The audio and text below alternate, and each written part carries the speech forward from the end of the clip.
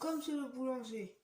Alors pour commencer, vous allez mettre de l'eau entre 15 et 30 secondes au micro-ondes pour qu'elle devienne tiède. Une fois que vous avez votre eau tiède, vous allez prendre 20 g de levure fraîche de boulanger comme ça, ou un sachet de levure de boulanger. Vous devez en prendre 20 g. Ça se présente comme ceci.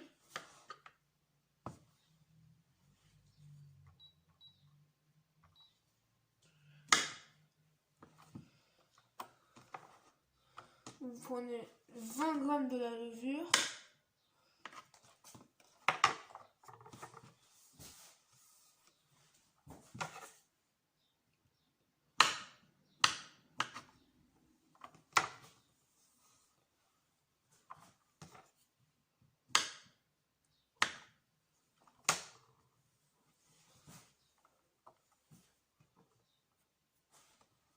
Une fois que vous avez vos 20 g, vous la laissez dissoudre dans l'eau pour la réhydrater ou juste avoir de la levure liquide. Je vous conseille de touiller avec une cuillère pour que ça se dissout beaucoup plus vite. Une fois que c'est fait, ça vous donnera un liquide un peu comme ça. Un peu style plâtre liquide. Vous allez le mettre de côté. Dans un saladier, ajoutez 500 g de farine. Après, vous allez ajouter 270 g d'eau dans la farine. Après, vous ajoutez du sel pour avoir le goût du pain.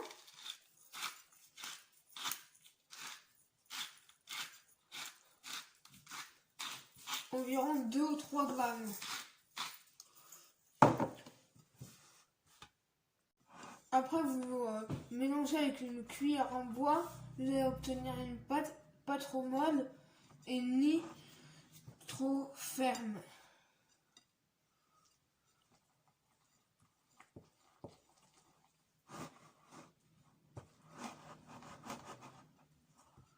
Et si vous avez besoin, parce qu'elle devient beaucoup trop ferme, vous pouvez rajouter de l'eau. Ça dépend du type de farine que vous avez. Si vous avez de la boulangerie, souvent il faut en rajouter un peu. Moi, vu que j'en ai, il faut que j'en rajoute. Sinon, elle sera beaucoup trop ferme. On ajoute environ 50 ml d'eau et on continue à mélanger.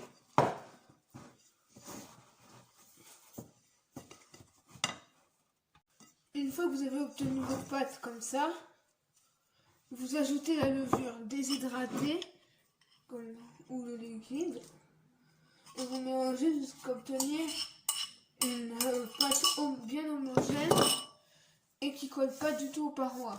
Si ça colle, vous pouvez ajouter un peu de farine si c'est nécessaire. On n'hésite pas à mélanger avec une cuillère en bois, ça facilite beaucoup le travail de la pâte à pain.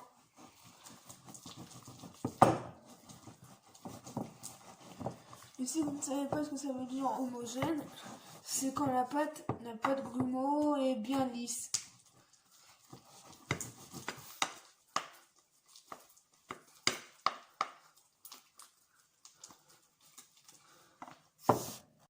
Si vous êtes un peu dans le même cas que moi, comme ça, où la pâte elle colle, rajoutez un peu de farine par pincée.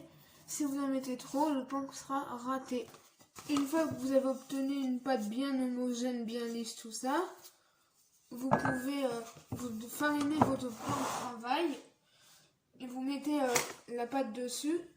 Vous la travaillez jusqu'à ce qu'elle soit élastique. Vous l'écrasez avec la paume de votre main et vous la repliez sur elle-même pour qu'elle soit élastique. Pour le sortir du bol, vous pouvez utiliser une corne comme ça, un peu partout, ou vos mains.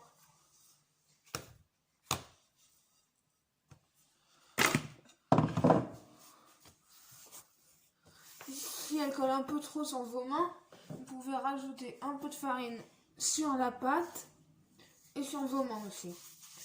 Ça évitera que ça colle un peu partout. Beaucoup son plan de travail. Sinon, vous allez le ruiner. Dans moins 15 minutes, vous faites ça.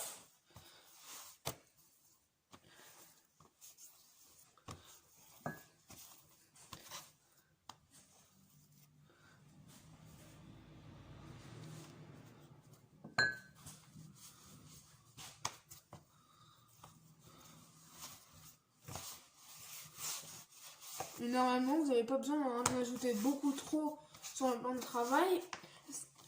Si vous en ajoutez beaucoup, il faut la repétrir avec la cuillère. C'est qu'elle n'est pas bien faite.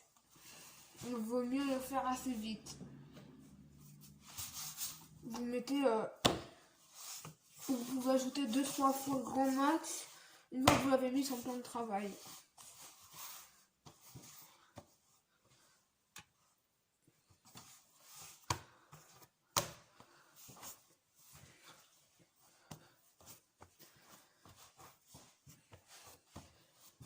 Si vous voulez avoir d'autres recettes, n'hésitez pas à me le dire en commentaire, à vous abonner, à liker si ça vous a plu, et à activer la cloche de notification si vous voulez plus en rater aucune.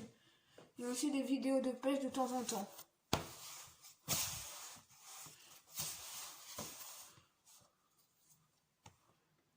Une fois qu'elle est bien élastique à peu près comme ça, on peut bien l'étirer. Vous la mettez dans l'ancien saladier que vous avez fariné sur les côtés, sur le dessous, pour pas que ça colle.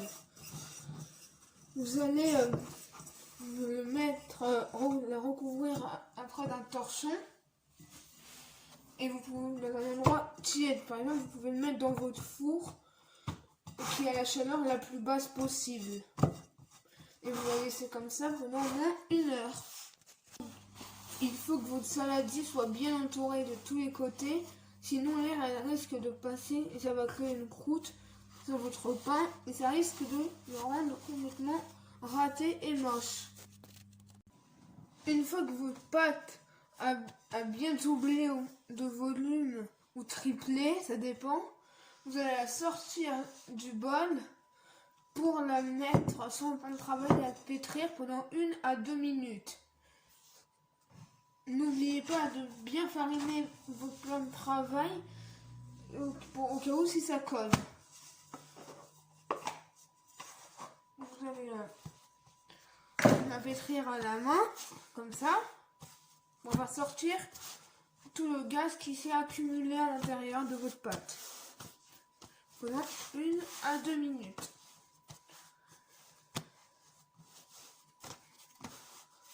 Il faut bien évidemment pas la déchirer. Si on la déchire, ça va tout rater. Et pendant ce temps, vous lui donnez en même temps la forme que vous voulez. Vous pouvez l'allonger pour faire un petit pain comme ça par exemple. Ou en faire une boule. Si vous voulez faire une boule comme ce qui est dans la recette, vous le mettez en forme de rond. Et n'oubliez jamais de bien fariner votre pain au cas où, sinon vous allez avoir beaucoup trop de mal pour lui donner la forme voulue. Donc, pour faire une belle boule, vous l'étirez un peu de tous les côtés comme ça. Vous appuyez et vous la faites, en appuyant, vous la faites passer de temps en temps. Vous continuez un peu à étirer.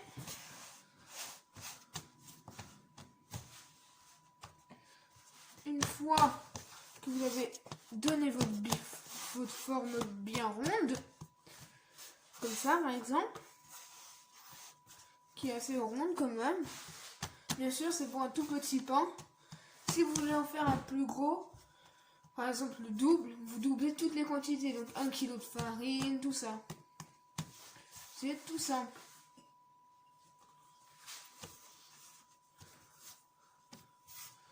Évidemment, si ça recolle à chaque fois, vous n'hésitez pas à rajouter de la farine sur votre plan et et surtout sur le pain.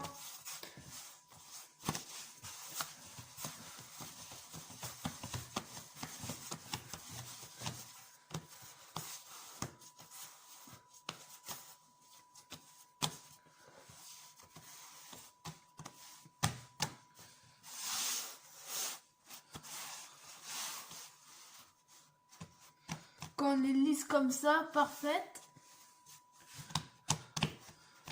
vous la mettez sur une plaque et vous le mettez sur un torchon et vous relaissez lever encore 1 heure. Et une fois que c'est fait, qu'elle est un peu gonflée, vous préchauffez le four à 250. On fait 4 à 5 traits dedans et on fait cuire. Dans 1 heure. Pour faire lever votre pâte, mettez du papier cuisson, sinon ça va beaucoup chocoler et ça va pas bien marcher. On fait la même chose que tout à l'heure, on recouvre toute la plaque au complet, sinon ça va faire des croûtes. Et il va être fichu notre pain, vous n'avez plus qu'à jeter la pâte. Une fois que ça fait 1 heure que votre pâte a levé, si c'est bien fait, normalement ça donne au moins ça donne une très grande taille. Donc vous allez enfourner votre pâte à pain dans le four pendant 35 minutes environ. Là avant ça, on va faire 4-5 rayures des motifs sur notre pain pour que la farine, tout ça, ça rentre bien dedans. Vous pouvez faire les motifs que vous voulez, aussi bien avec un couteau qu'avec un ciseau. Une fois que vous avez fait vos motifs sur votre pain, badigeonnez avec un pinceau votre pain d'eau pour qu'à la fin de la cuisson, il soit bien doré. Une fois que vous l'avez mis dans le four et qu'il se tient, mettez-le sur une grille et jetez de l'eau sur le fond du four. Ça ne va pas l'abîmer, ça va créer de la vapeur. Une fois que vous avez fermé le four, ne l'ouvrez plus avant 35 minutes, sinon la vapeur va partir et ça va pas faire dorer le pain comme il faut. Une fois que votre pain est cuit et que vous avez badigeonné d'eau, il va ressembler à ça.